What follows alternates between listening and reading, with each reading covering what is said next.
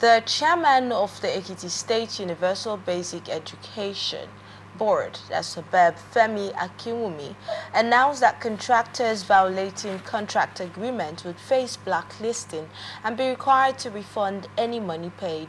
Speaking during a bid opening ceremony for the 2023 UBEC SUBEB intervention project in Ado-Ekiti, Akinwumi emphasized the government's commitment to ensuring quality and timely project execution. The 2023 project include constructing classrooms, water system toilets with wells, overhead tanks, generators, furniture procurement, and school perimeter fencing. Akinwumi also warned that contractors with histories of abandoned projects, invalid tax clearances, or low financial capacity would not be considered. He assured participants of a fair process and reiterated the government's resolve to pay contractors fully upon successful project completion. Let's go back to the heading of that particular story. If you take a look at it, it's talking about education now, but in Ekiti State, where the government blacklists certain contractors for breach of agreement.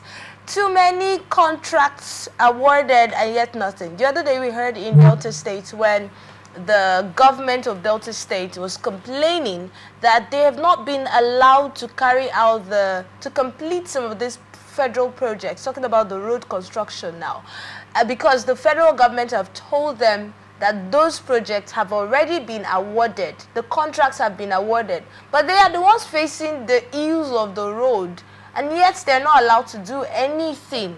So down to this statement about government blacklisting certain contractors for breach of agreement, I'd like to get your thoughts, but I'll bring Kenneth on this story first. Kenneth. Okay, the story of contractors and how they don't keep to the standard of construction, is one thing that has perpetually keeps reoccurring. The other day we saw a video of Governor Wike, Nelson Wike of River State, when he was going around inspecting, the work done by contractors. Even Dave Omai, when he was the governor too, he was actually going and checking contractors, and you could see even foreign contractors too, when they come to Nigeria, they will try to use substandard products and all that to do constructions and all that. So we saw a video, it went viral, where Governor Dave Umai then was the governor of the state, when he was like warning them sternly that they should keep to the appropriate measures and the standardization of how the road construction should go. So I think it's not out of place when this contractor will try to actually cut costs, everybody trying to profit, trying to make gain. Sometimes this might affect their standard of delivery as and when I think it also boils down on the government agencies to actually do a follow-up. Yes, we could see the Minister of Works, Wike Nelson, now trying to urge contractors to be able to deliver before the due date, and this is on the basis that they will get more contracts if that happens. So if there are incentives, there are, human beings are really people. So let's not see these contractors as different aliens or human beings. They too have their flaws and shortcomings. So it's something that reoccurs most times. So let's just try to put these measures to make sure that they maintain a good measure and standardization and they deliver right on time. Because all these things are time factor, they are time based. Then there's times they don't even do this construction during rainy season. So that is why it's very, very paramount that they do it on time and get the best out of it. All right. But then why do you think you have stated that this is something that reoccurs? It has been over and over, I've seen happen over and over again. Why do you think it has been as persistent as it has been? Number one, I would say, like I said, maybe they're trying to cut costs. Everything about contract. The name contract came from contract. You get somebody can say, okay, I'm a contractor. You give the person the contract, the person goes and contract another contractor. So that is how it keeps going. So these things are one of the factors So they normally have these loopholes. They normally have there are some hindrances, hiccups to these things. Maybe the standard of product being used and all that. But those are the reasons. Those are the reasons they are doing it, which we understand. People can be greedy. But then we are looking at the fact that we're not just talking about one party here. Two parties are involved. The person who has the contract and the person who issued the contract. So if the contractors for a while, for a long time, as has been recorded in different parts of the country with different projects that we have been working on, if the contractors have been noticed to, use substandard products like you have said and not deliver quality jobs, and then the other party is there. So if the other party is there, that is probably when it's a government project, the government is there. And then they get to see there are people who are usually sent to supervise these projects. It's not like the contractors are working on their own. They're working with the government in cases where it's a government project. So why has it been persistent? Why does it keep happening over and over again? What are these people really doing? Who are the people that are sent to supervise? What exactly are they supervising? What information are they bringing back to the government if this is still happening over and over again? Yeah, it's a two-way thing, right? Yes, because the blame doesn't really lie on the contractor, it lies on the person contracting them, maybe a private individual or the government agency. And sometimes maybe they don't even keep to the other end of their bargain. Maybe they don't keep to the agreement, or they don't give them the money as I want to. Sometimes they normally tell you to use your money and go and do the road or construct whatever project you want to do. Then we have done it 1/3 of it, come and collect the balance. So we normally have such kind of agreements and breaches of contract which can really occur from the side of the person contracting them. So we are not really ignorant of this fact. But what I'm saying is that these two persons involved, the contractor and the contract, should actually, if there's a word like the contracting, you pardon me to use it, but the person contracting and the contractor should actually keep to their own end of the bargain. There should not be breaches of agreement because it takes two to tango. Right. If one person doesn't keep to his own end of the bargain, I don't think the job will go smoothly. And before any contract starts, any project starts, I believe there should be a memorandum of understanding. Sure, there should be. Mm-hmm. Yeah, both parties can say, okay, our interests have been covered. We cannot start this project. So along the line, some breaches can come in. Some factors might play out. So we are not ignorant.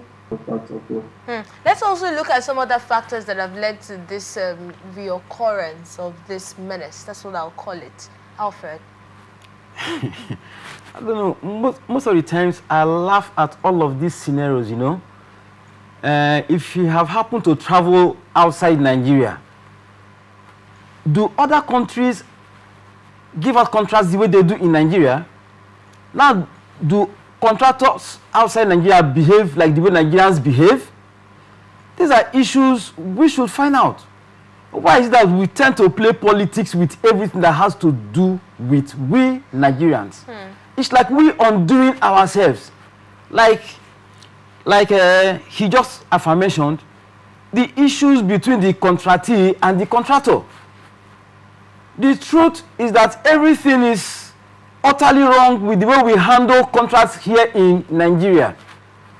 At times, I know in the past, contracts used to be paid paid in milestones, But these days, we play politics with contracts in retrospect, where governors, heads of ministries use very robust contracts as compensation to their allies, You are good with me.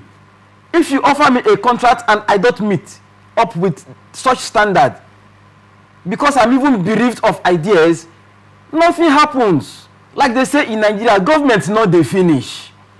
Once this fair ends, another government takes over, and we have very lopsided contracts here and there that is unfinished. So to this effect, you will discover that it's become a recurrent decimal year in, year out. Like you go to like spheres like NDDC, you see where contracts that have been awarded since 1999 being re-awarded. So the question first is, what happened to the contract that was given before? How come you are re-awarding it if you actually paid a contractor to carry out his or her duties dutifully and he or she did it? What happened back then? No, these are issues of the day. Yeah, they're talking about playing politics with contracts. That could be one of it also. And then, you know, we've also heard contractors, a lot of times skit makers have created skits in this regard. In fact, I saw one the other day and it was so funny. But then they're just trying to paint what happens. It's scenario of what happens. You watch that skit too, right? I don't know the one you're talking about, but it was the government giving out a particular, issuing a contract, right? And before the funds got to the contract, the man had a portfolio of monies, right? Yes.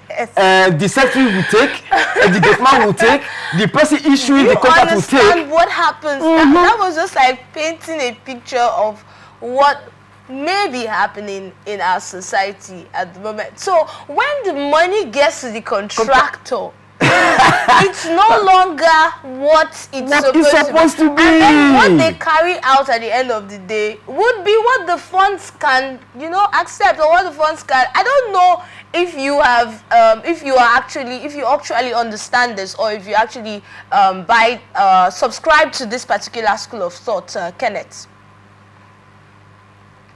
Yeah, you know, talking about people contract to politicians as a way of compensation.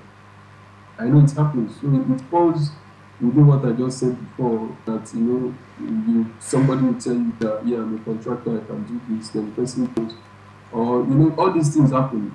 Somebody that you don't even know. And sometimes, let me even say this here, there are some, before the actual amount of the money for the execution of that project gets to the contractor, so many persons must have been paid. Yes. So let's say, for instance, now that we are going to use 1 million naira to do the project. And you cannot say, okay, you now give it to, you now tell your people, okay, go and do for anybody that can do this job.